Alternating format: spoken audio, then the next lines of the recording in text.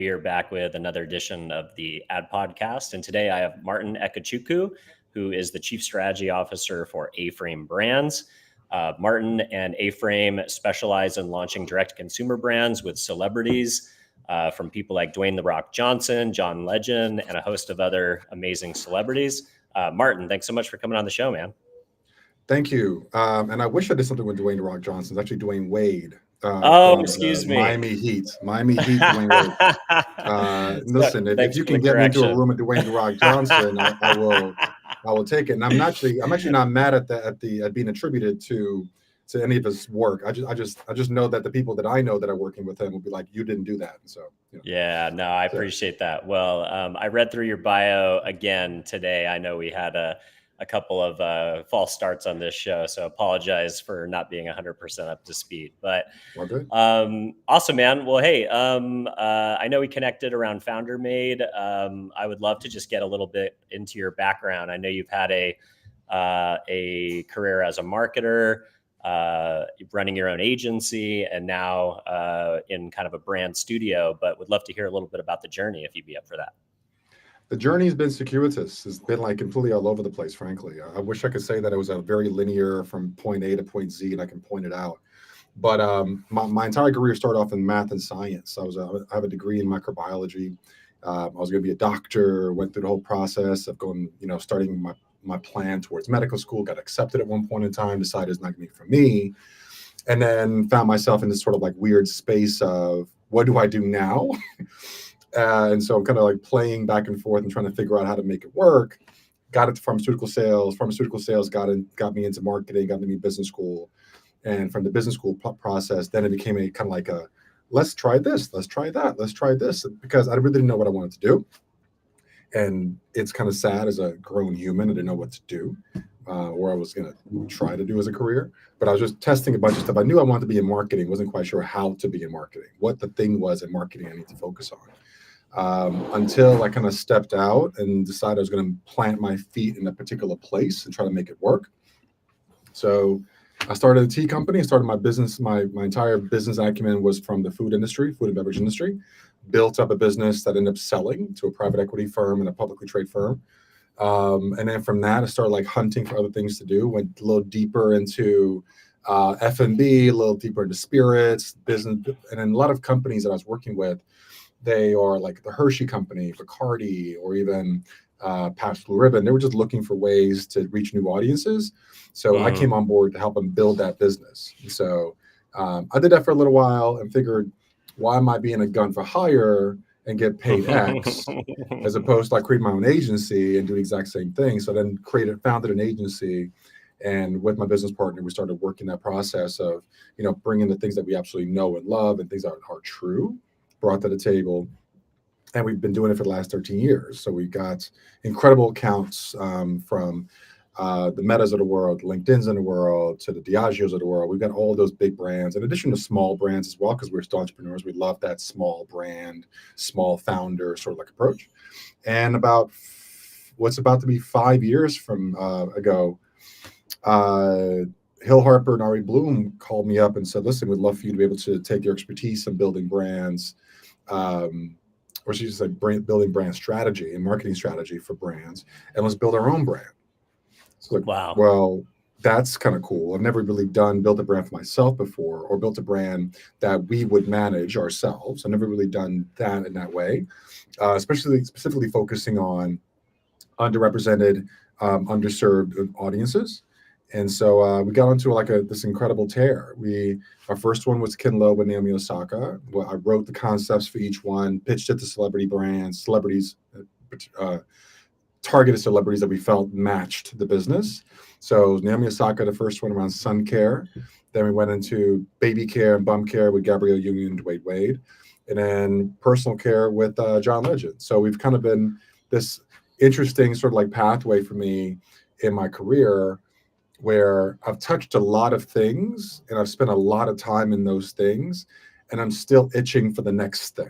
It's like, okay, what am I going to do now? Right. So I'm never, unfortunately, satisfied.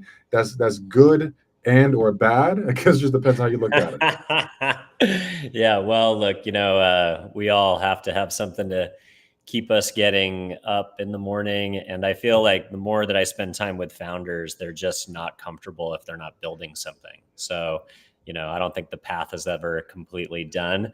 But so, you've launched a lot of brands around well-known celebrities.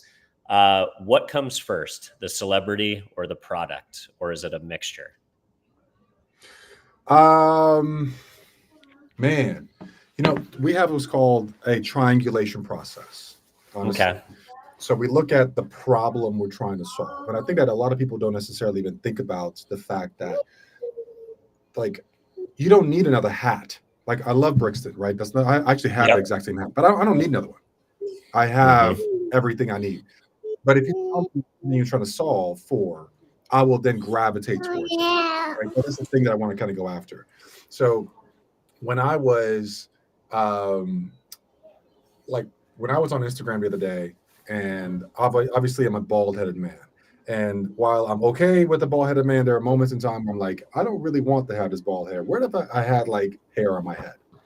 So I finally figured out this thing called Nutrafol. It caught me on the advertisement on Instagram, and Yeah. I clicked on it, bought it because I was like, I wish I could have hair again. Boom, we tried, and I spent $60 on that thing. My wife pulled me aside and said, "You don't have hair to grow. You don't have it. So why are you buying it?" But the belief that I could, the belief that Right. it's going to solve an immediate problem for me is kind of what I jumped at. So Hmm. that being said, the problem as the thesis of whatever you're going to do was important to us. So I created the problem first, which was for sun care. People of color have a higher mortality rate than non-people of color because Got it. of melanoma. So okay, got it. So what am I going to help? What am I going to do to kind of create a solution for it? Well, we need to create a sun care brand that speaks to that audience that makes sense with a celebrity that's tied to it. So okay, perfect. Naomi Osaka is really excited about this category. She's always outside. She's an active tennis player, amazing following. Cool. Let's start working with her. Then we moved on to baby care. The problem there was that eczema, in particular, and moisture loss in babies was ridiculous, and parents were really scared and concerned about products we're using for the babies. So how can you reduce that and solve that problem? So we came up with Proudly. And with John Legend, again, moisture loss, pH balance, and just high efficacy products at a low affordable price, something that didn't exist. So it was like, great. So again, the problem helped us get there. And then we went to go find the talent where it matched. And Got if it it. matched, then we would go to market. So you identify the consumer need first and the Correct. issue that you're looking to solve. Then you find the celebrity that most embodies that and has like a personal connection to that issue. Do you formulate before you bring the celebrity in, or do you need the celebrity to give you feedback and creative direction on like packaging, the brand itself, and formulation? Like, at what point did they hop in and be participants in the creative process? If they're not participating from day one, I'm not interested in working with you.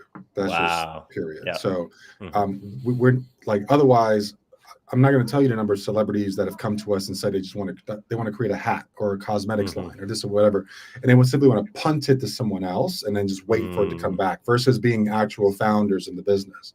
So Yep. for A-Frame, all our partners are founders and active founders, so they're constantly working with us from naming to strategy to this to that, whatever those things could be. And if they're not there with us doing it, we're not interested, frankly. So is that why so many celebrity brands actually don't get up and off the ground, because they're more of licensing deals, or they're more of like these kind of non-invested joint ventures where the celebrity is just kind of loaning their credibility, but they don't really care, or they're not in the weeds with the product? Is that why a lot of them fall flat? No, it's not always the case like that, frankly. I think there is some level of maturity by the audience that are saying enough is enough. You're giving Hmm. us things that we don't need. Um, and there's also the other part, which is yes, celebrity founders that are doubling down on their involvement are more successful, but they're also more successful because they have a clear partner and a retailer that's doubling down on them, right? Like, for example, um, Oh my goodness, the lady. There's a beauty brand, Camila, not Camila Cabello, the woman that is on uh, Murders in the Building. I forgot her Yep. name. Yeah, I could uh, look it up, but yeah, but only Murders in the I'll, Building. you keep She talking and has I'll look it up. rare beauty. She owns Rare Beauty, and so she's involved, tripling down her time, effort, and energy. But it wasn't. I should say it wasn't until, but in partnership with Sephora, Sephora saw the opportunity to be able to go after a different customer with them to kind of get there. So as a result, it sort of like worked out beautifully in that you had this sort of like triangulation of moments. You had a consumer that's looking for something, didn't even know they wanted it. Then you have a celebrity talent is willing to invest and double and triple down on their business. And then you had a retailer that said, we love this. We want to go further, and we're going to do everything we can to make it successful. Yeah, I love that. I was trying to look up the connection there on the name, but I hate when that happens when I can't remember a name. So the retail partnership is interesting. So would you say that you design your brands to be direct to consumer first, or is it important to figure out that kind of that large channel partner before you launch a brand? Like I know so many brands these days want to go direct to consumer through Shopify or e-commerce, but they forget the power of like a really strong retail partner. Do you design your brands with a retail partner in mind as part of that kind of that triangulation process? Yeah, retail first has been our frankly saving grace, if you Mm, to be honest, because if you're working on D2C, it's just a slog. It's bigger teams, it's more money, it's lots of content. There's a lot of things required on the D2C side to get there. Versus if you retail first, you have dedicated POs. You can plan out your cash flow. You can plan out your teams. You know what the year is going to look like. You know what they're going to do. You know what levers you can pull. And D2C sort of supports that as well, right? It supports that movement, and your socials kind of get there. I think that I'll probably get blasted for this at some point in time, but I think that the days of D2C is, I shouldn't say long gone, but I feel like it's mhm. it's it's harder and harder now when, I forget what it was, like maybe a couple years ago, it was the amount of time and attention the audience had was like 6 seconds, and now it's like down to 4 or 3 to be able to make a Mm, decision on clicking on something, right? So if you think about the pathways to be able to get people to click on something, you only have like 4 opportunities. It's going to be Facebook, Instagram, some sort of Google ad, or some other partner that's that media, right? That media partner that you're using to kind of get there, who are also using Facebook, Instagram, and everything else. So you really only have 4 true channels to get people to come to the table. And if you have talent's like over here in the corner, right? Talent will help to mm, feed into your funnel. So if you're looking at top of funnel activities, those top of funnel activities are pretty much going to be all going after that one consumer. And if you have media pressing on it, and you have yourself pressing on it, and you have your talent pressing on it, they're seeing 4 or 5 different moments in time. But that's amongst everybody. That's every brand, every time, everywhere.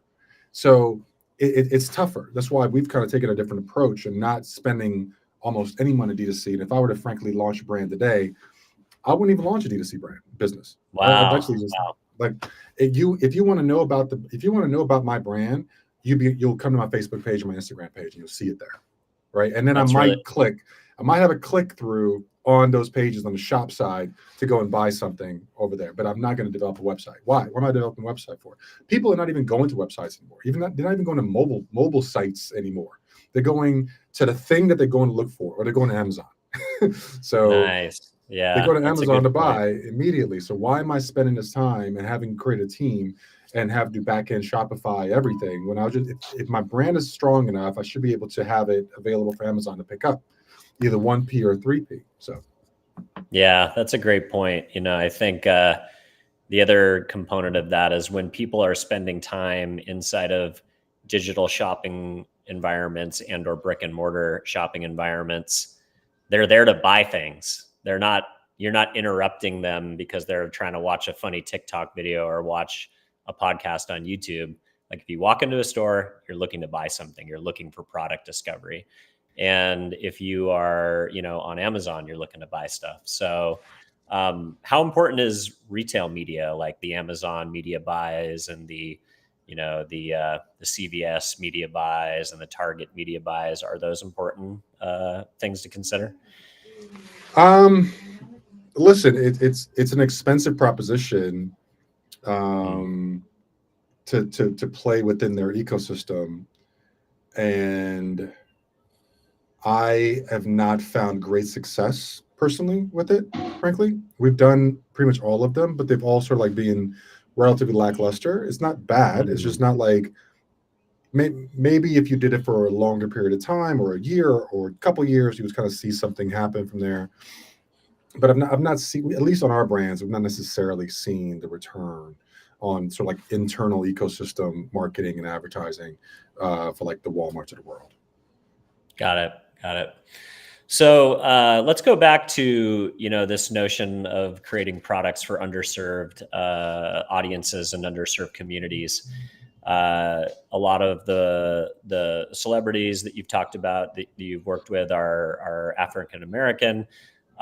Is the idea to kind of go viral within that more underserved community, but then eventually expand out to larger mass awareness and mass scale, or are you always looking to be a niche product? Well, so um, good question.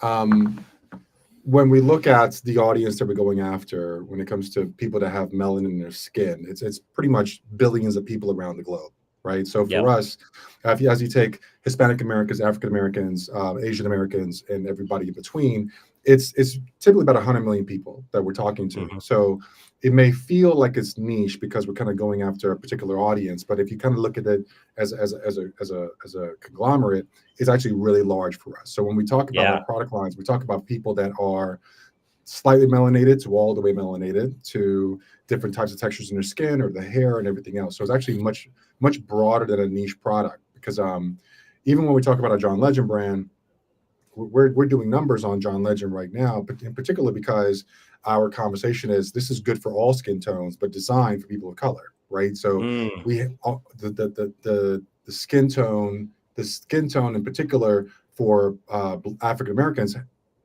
we lose moisture at a greater rate than most people, but it's not saying that if you're not have no melanin in your skin that you don't lose any moisture. In the Yeah. wintertime, you still get dry and cracked.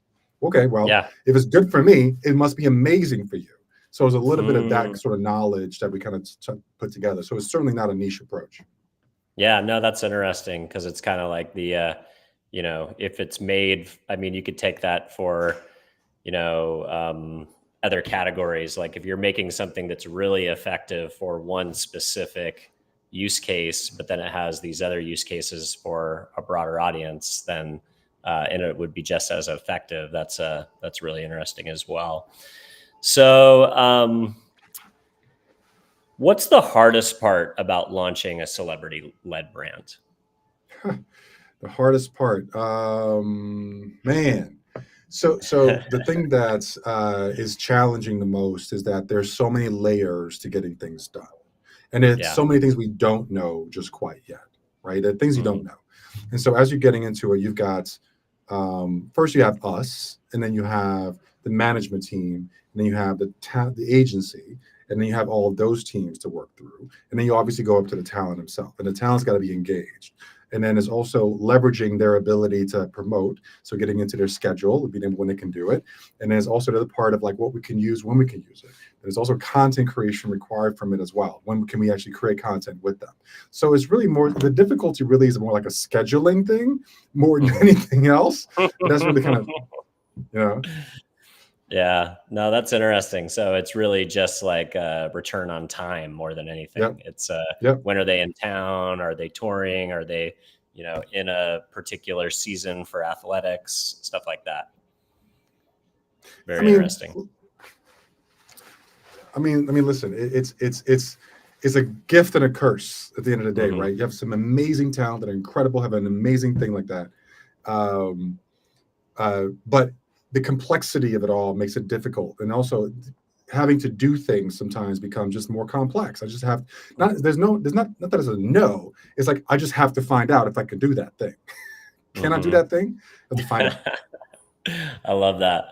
So what I find super fascinating about this conversation is like you're, not focusing on direct to consumer or paid and a lot of these things that these traditional direct to consumer brands have had to focus on. How much can you leverage an influencer's social presence where you are like one of, say, they have endorsements maybe with larger brands and they're promoting their own tours or their own tickets Mhm. and things of that nature. Is there a way for you to capitalize on like all this inbound attention that a celebrity is getting on their social profiles, such as like DMs? Like I know so many celebrities that do not even attempt to answer their direct messages because it would just be impossible for them to do so. Even their teams would be inundated with that. Is there a way to use that inbound as a way to, promote a direct to consumer brand or to capitalize on e-commerce?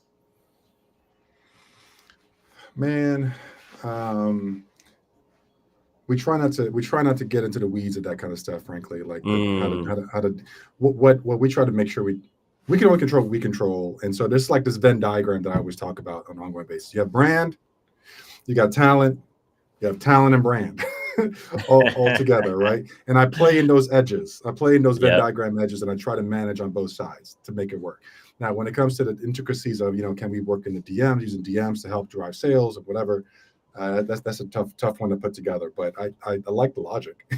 Yeah, no, I feel like, if that's wasted real estate where it's just kind of going into an inbox or getting deleted by an assistant, why not respond back to them and say, "Hey, thanks so much for reaching out. Did you know that I have, a product that you can purchase and here's what it does?" It's like could be kind of interesting. But so But we do that, frankly. People that love our talent, mhm. they stay in the DMs of the brand. So we actually convert inside the Mm, brand there versus people that just people will go to when they go see our talent, they go to see our talent stuff about just their like that thing that they love about them. And most of it mhm. is like BS, frankly. It's like 90%, 95% is BS. 5% is actually good. Wow. Yep. No, that's interesting. What about the idea of like ambassador programs and affiliates?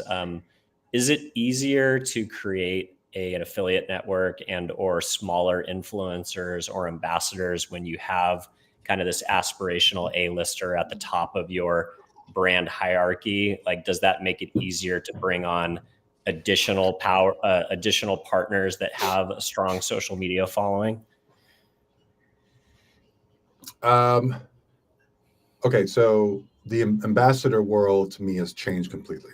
Hmm. Brand ambassador world, influencer world, all those things have changed for me completely.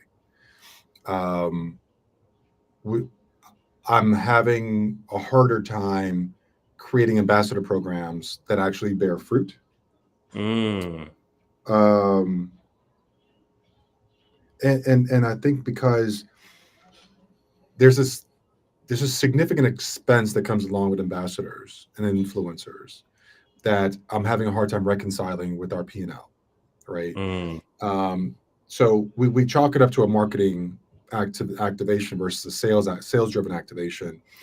But even at some point, there needs to be some sort of ROAS from all of this, Yep. right? Mhm. And what we've done successfully with ambassador programs that we leverage them to do paid ads through their audience network through an Mhm. affiliate in that way, and that's kind of been the best way we would do it. But ambassador programs, I would have done that. I think I haven't done those in like 5, maybe 10 years. Frankly, it's just Wow, it's just wow. it's just not really gotten anything for me, and I've not. It's more management than anything else, right? Too It much now too much herding cats.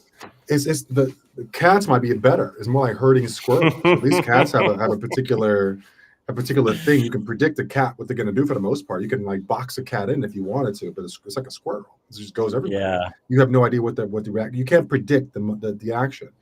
So ambassador programs, I'm having a really hard time with, and I'm not quite sure that I'll ever do another one again. Wow. My first one was in 2008, roughly 7 or 8, and where I was working on a vegan brand that's based in Los Angeles, and we just knew we were just convinced that if we brought on 10 ambassadors, they're just doing their thing, talking about the product, this and this and that, all be multi millionaires because they're going to drive this and this and that. Nope. We end up being in a hole a few $100,000. So it's like, Oof. it's a little bit like that. So it's like, and we were choosing ones with significant following, engagement. We looked at all the metrics, all the things that were required. But the only place that kind of works still towards beauty ambassadors, and again, even that's changing, has been the beauty industry. I'm sorry, works well for ambassadors has been in the beauty industry. That they still can work it a little bit, but these ambassadors are more like they're real ambassadors. They get a salary, they show up because they're experts in that product. And they talk about that product, right? Versus they're sort of like an influencer ambassador across all things. So they get benefits. They're an employee, and being like a real employee that simply becomes an expert around that product line. And they travel on behalf of that product line, and they're on the P&L, everything else, and they're an expense in that way. But if you're a brand that thinks that's not doing $100 million or more, and thinks you can bring on ambassadors to be able to help you kind of bridge this gap, you are going to be in a rude awakening. Yeah, no, that's a great point. I was thinking because you have a celebrity or like an A-lister at the top of your brand, that would give you like a bit of a Swiss Army knife that your average brand doesn't have, because, you could potentially do meetups with that celebrity, or the celebrity could reach out and DM them instead of the brand, or you could have somebody from their team, or you could do like for John Legend, maybe he could play a private concert or like an acoustic set for just your ambassadors. Like you have like a special secret weapon that the average brand doesn't have. But the flip side of that requires a lift on your partner. And that is, like you said at the beginning, the return on time is the most valuable asset. Is return on time is incredibly important to me, right? Because that in a fast-paced market, category, or industry, the days or weeks that you might spend going down this rabbit hole thinking something's going to happen, and then you have to have this like aha moment, like, oh, this is not working out the way I wanted to, I'm back to the drawing board. So on both my companies, this is what we talk about all the time. Where are we spending our time? We're about to the point where we start tracking hours. On the agency side, start tracking hours. Like who's doing what? Where are we doing it? Are we doing too much of it? I spent about 85% of my time on A-Frame and 15% of my time on the agency. And even with that split at the 15%, I'm like very, very focused. It's like, what am I doing? Why am I doing it? Who am I doing it with?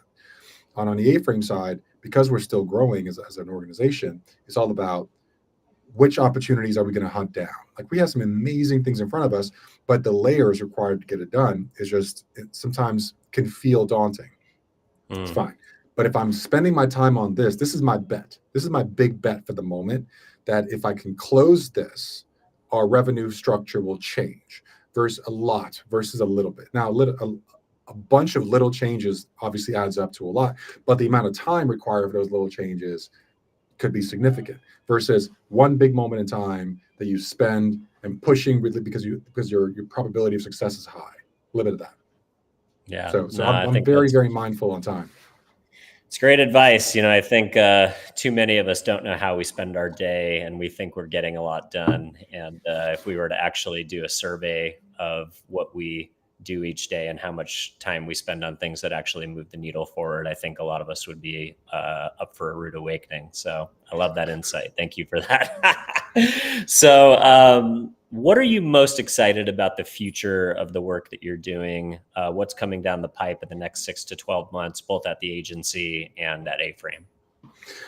A-Frame, I'm most excited because we just launched our first bespoke brand with Bath and Body Works. So one thing that we have a capability of being able to have a super fast runway to market. We have the creativity behind developing products and brands and businesses that serve a retailer's like gap. A lot of times retailers, unfortunately, because of the structure of the business, are probably a little bit behind.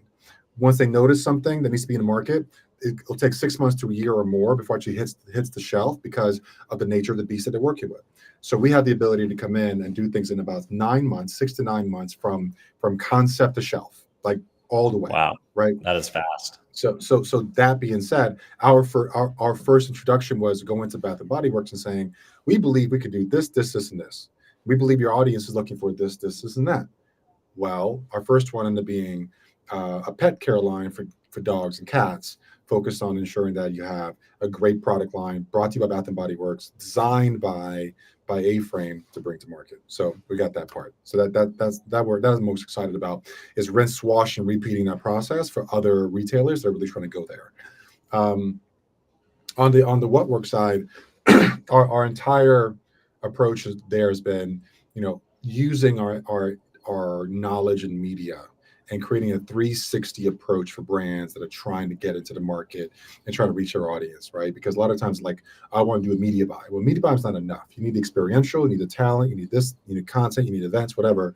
And so we have some amazing things on the table that I can't talk about right now, but we're presenting shortly to kind of help to bring it all to life. I love it. Well, Martin, I really appreciate you peeling off some time to talk to our audience today. I think the work that you're doing is fascinating. You've got the agency, you've got these celebrity-led brands, in addition to working with, really exciting talent. So you had some very contrarian points of view today that I think I'm going to spend some time studying. So appreciate you bringing that insight to the audience. Anything else you want to plug, you want to point people towards if they want to get in touch with you or connect or talk about potential partnerships, things of that nature? You can connect with me on LinkedIn. Martin Ekechukwu is my is my name in LinkedIn, and my Instagram is the exact same thing, at Martin Ekechukwu. All right, let's go. Well, hey, for all of you that are watching at home, wherever you're watching or listening to the podcast, don't forget to subscribe or follow us. And if you are so kind as to give us a review, that's how the show finds a larger audience organically. But most importantly, if you share this episode that I taped today with Martin with a colleague who's maybe a brand marketer, somebody who works at a retailer who might benefit from the services and the things that Martin does, and or a talent agency that might have an interesting partner to potentially reach out to Martin and collaborate with, we would appreciate that. So with that being said, Martin, thanks so much for coming on, man. Really